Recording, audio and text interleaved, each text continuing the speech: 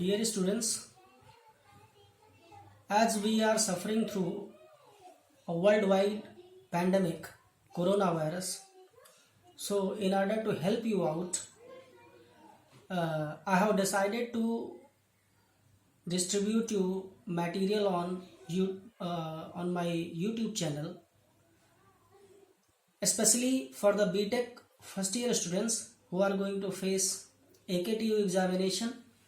So I have tried to provide you the content on most important topic which are mostly asked in the AKTU examination.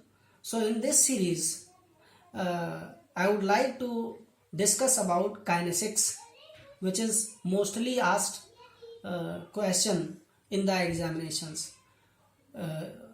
Most of the times it has been repeatedly asked in the AKTU external examination, as well as it is also asked in the internal examination as well. And most important point is that it is also important from the point of view of personality development. If you want to develop your personality, if you want to know what actually the personality development is, you have to understand what actually the kinesics is. So in that series, before I move forward, let me introduce myself. This is Dr. Ajay Vajpayee, and I will be helping you out regarding this topic, kinesics, today. So in that case, if we are going to define kinesics, we see kinesics is the study of body's physical movements, also known as body language. As you see, I have made notes on this. The study of body's physical movements, also known as body language.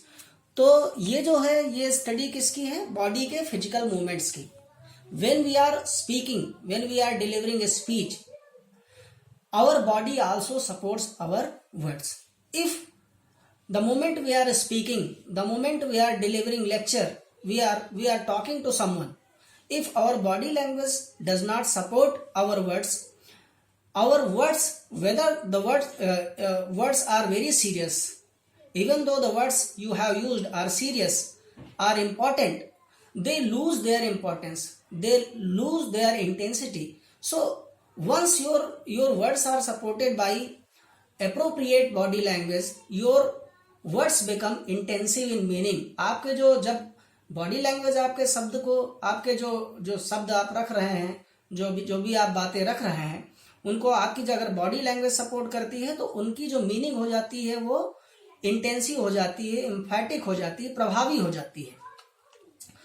तो another aspect is that let us define the kinesics. When you talk about kinesics, the definition is important. So first and foremost thing you have to do, that you have to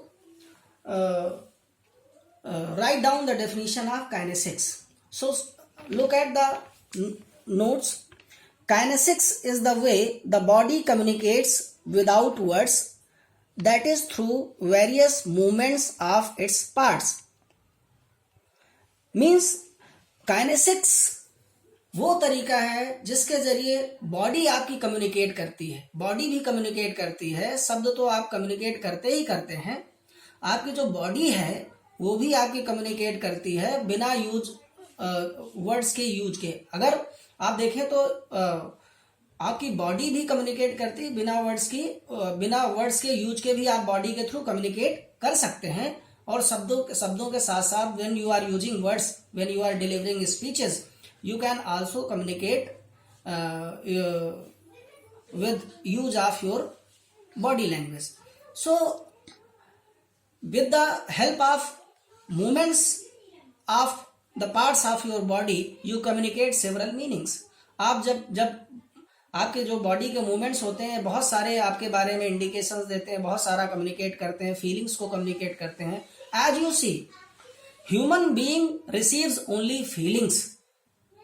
whatever the case is, whatever the type of information is, only feelings are received by the human being. If you have been able to communicate your feelings properly, and that is possible only through the means of good body language. If your good body language is supporting you, so in that case you can convey your feelings better while using words. Somebody has said, आपने एक कहावत सुनी होगी कि your actions speak louder than words. आपके जो actions होते हैं वो शब्दों से ज्यादा प्रभावी होते हैं. आपने देखा होगा कि बिना शब्द के आपके एक्शंस अगर बढ़िया होते हैं तो शब्दों से ज्यादा प्रभाव उत्पन्न करते हैं. तो अगर शब्द यूज करते वक्त जो आप शब्द यूज करते हैं उनके साथ साथ अगर आपकी बॉडी लैंग्वेज आपको सपोर्ट करती है तो आपके जो वर्ड्स आप बोल रहे हैं, जो स्पीच आप डिलीवर कर रहे हैं, उसका प्रभाव बढ़ जाता है. As it is written on the note card, words supported by right actions, body language become more powerful and intensive in meaning. यानी कि आपके शब्द जब आपकी बॉडी लैंग्वेज से सपोर्ट होता है तो उनका प्रभाव बढ़ जाता है. अब now there are various constituents of body language. If you talk about body language, it has several parts. You can divide your body language into different parts. These constituents of body language are personal appearance. First one is personal appearance, second one is posture, third one is gesture, fourth one is facial expression as it is written on the note card, and the last one is eye contact. When you are asked in the examination, you have to mention these 5 points. Personal appearance. So we will talk about these constituents of body language one by one. These constituents of body language one by one. First and foremost thing is personal appearance. As you see, dressing, hairstyle, cosmetics, jewelry, it all comes in your personal appearance. People see you before they hear you. लोग आपको पहले देखते हैं इससे पहले कि वो आपको सुने. किस चीज के लिए? For dressing, for hair style, cosmetics, jewellery. यानी कि किस प्रकार का आपका अपीयरेंस है, किस प्रकार से आप दिख रहे हैं, किसी अवसर के हिसाब से, ओकेजन के हिसाब से, किसी जगह के हिसाब से, किसी जो है place. For example, if you are going for the interviews, you require a particular appearance. Dressing आपकी फॉर्मल होनी चाहिए, हेयर स्टाइल आपकी फॉर्मल होनी चाहिए, ज्वेलरी भी जो आप इस्तेमाल करेंगे वो भी फॉर्मल हो. पता लगा you are putting on so many jewelleries, तो in that case you can be rejected because you have informal dressing. If you are going for the wedding, you require different kind of personal appearance. You require different kind of cosmetics, jewelry. So in that case, personal appearance is important nowadays because it is the age of presentability. It is the age of presentability. If you are presentable, if your dressing sense is good, you will be considered in the first impression by the audience. आपको पहली नजर में audience आपको पसंद करती है अगर आप अच्छी तरीके से ड्रेसिंग है, ओकेजन के हिसाब से, सिचुएशन के हिसाब से, प्लेस के हिसाब से. ठीक है. तो and second point is posture. Posture is very important when considering the personality. Personality development में पोस्चर बहुत इंपॉर्टेंट रोल प्ले करती है. Posture refers to the way you hold yourself when you move, sit and walk. The way you hold yourself when you move, sit and walk. Posture का मतलब होता है जब आप चलते हैं, मूवमेंट करते हैं या बैठे होते हैं, उठते वक्त किस प्रकार से आप लगते हैं, किस तरीके से अपनी बॉडी को होल्ड करते हैं. तो आई वुड लाइक टू, तो ये this tells a lot about you. I would like to give you the example. If you don't have any knowledge, if you are careless, तो then your posture will tell a lot about you. आपका जो posture है वो आपके बारे में बहुत कुछ बताएगा कि आप केयरलेस हैं, आप पता लगा यू आर यूजिंग स्लम्प्टेड पोस्चर, झुकी हुई बॉडी लैंग्वेज आपकी होगी जब किसी को नॉलेज नहीं होता, and then he has to deliver the speech in front of the such an intelligent audience. तो in that case he will be having slumped posture, झुकी हुई बॉडी लैंग्वेज उसकी होगी. तो इस तरीके से ये कह सकते हैं कि आप उसके बारे में बहुत कुछ अंदाजा लगाते हैं. You may have watched several movies. The different kind of characters have different posture. Nowadays, you can take the example of Mahabharata. Sakuni is the example of cruel person who is wicked person. बहुत चतुर है, चालाक है. तो you can see the posture of Sakuni. उसकी body language, उसकी जो posture से ही पता चल जाता है कि वो बहुत ही चतुर, चालाक और धूर्त किस्म का इंसान है. तो ये अलग अलग कैरेक्टर्स में अलग अलग पोस्चर आपको दिखाई पड़ता है. अब another aspect, fourth aspect is third aspect is gesture. Gesture is the movement made by hands, head, fingers and torso. Gesture is the movement made by hands, हाथों का हिलना, नडिंग योर हेड, सहमति में असहमति में अपने सर को हिलाना, फिंगर्स का इस्तेमाल. इन सब चीजों के जरिए से आप बहुत चीजों को, पॉइंट्स को क्लैरिफाई करते हैं. टोर्सो क्या होता है? ये पोर्शन होता है स्टिफ पोर्शन, आपने सुना होगा 56 इंच का सीना. तो when you are confident, this portion, ये पोर्शन है, स्टिफ पोर्शन है, यहां से लेकर के गले से नीचे का और यहां तक एब्डोमेन रीजन वाला पोर्शन, ये स्टिफ रहता है. If you are having knowledge, if you are confident, तो इन दैट केस ये चीजें जो है आपके बारे में पॉइंट्स को क्लैरिफाई करने में मदद करती हैं. जेस्चर्स क्या करती हैं? पॉइंट्स को क्लैरिफाई करने में मदद करती हैं. In dance you see several gestures and postures. खास करके जेस्चर और posture, they let you feel several kind of emotion without any single use of words. बिना किसी सिंगल यूज ऑफ वर्ड्स को यूज किए बहुत सारे इमोशंस आप में डाल देती हैं और आप में बहुत सारी फीलिंग्स को महसूस करते हैं. Another point is facial expression. Facial expression क्या है? Face is the most expressive part of your body. सबसे एक्सप्रेसिव पार्ट है.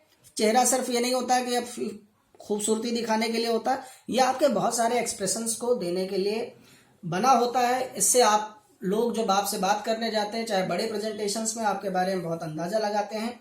तो ये this is most expressive part of your body and you express several emotions through your face. Friendliness, जैसे ही आपके चेहरे पर फ्रेंडलीनेस का भाव होता है तो ऑडियंस आपसे कनेक्टेड हो जाती है. इसी तरह एंगर है, तमाम तरीके के चेहरे के भाव से आप उसका पता चलता है. Then the last point which is very important, किसी पर्सनैलिटी में बहुत इंपॉर्टेंट है, that is fifth point is eye contact. Body language का सबसे अहम हिस्सा होता है eye contact. As you see it is written on the note card, eyes are considered to be window of the soul. Proper eye contact is the key while dealing with audience. As you see, eyes are considered to be window of the soul. आंखें किसी की आत्मा तक जाने के लिए एक जरिया होती हैं. आंखें किसी की आत्मा तक पहुंचने के लिए एक जरिया होती हैं. Your audience looks into your eyes in order to find faith, trust, and build up a kind of audience speaker relationship. वो आपकी आंखों में देखती है आपके कॉन्फिडेंस के लिए, आपके विश्वास के लिए, और आप किस तरीके से, how you are taking your audience. चाहे एक आदमी से बात कर रहे हो, चाहे 10 आदमी से बात कर रहे हैं, आप अगर आंख में आंख डाल करके बात कर रहे हैं तो इसका मतलब है कि आप सही बातें कर रहे हैं, लॉजिकल बातें कर रहे हैं, और you are not only you are talking logical things, you are taking that audience in consideration. उसको संज्ञान में लेते हुए उसका सम्मान करते हुए आप बात कर रहे हैं. तो जब भी आप बॉडी लैंग्वेज की बात करें तो आई कांटेक्ट को हम दरकिरार नहीं कर सकते हैं. आंख में आंख डाल करके बात करने से ही ऑडियंस को भरोसा होता है. तो students, friends and aspirants who are looking for the personality development program, they need to understand that body language is most important aspect while you are talking about emphatic presentations. प्रभावी presentations की बात करें तो body language को दरकिनार नहीं किया जा सकता है. ये आपके एकेटिव एग्जामिनेशंस में बीटेक सेकेंड ईयर में जो आपका है और बीटेक सेकेंड ईयर में भी टेक्निकल कम्युनिकेशन है और जो आपका प्रोफेशनल इंग्लिश है उसमें लास्ट मॉड्यूल का ये टॉपिक है और ज़्यादातर लॉन्ग आंसर्स में पूछा जाता है. फिर से मैं आपको ये नोट्स आपके सामने रखता हूँ एक सेकेंड के लिए. You can go through the notes and thank you so much for your cooperation and for watching this video. Hope it will benefit you certainly. Stay home, stay safe. Thank you so much. Jai Hind, Jai Bharat.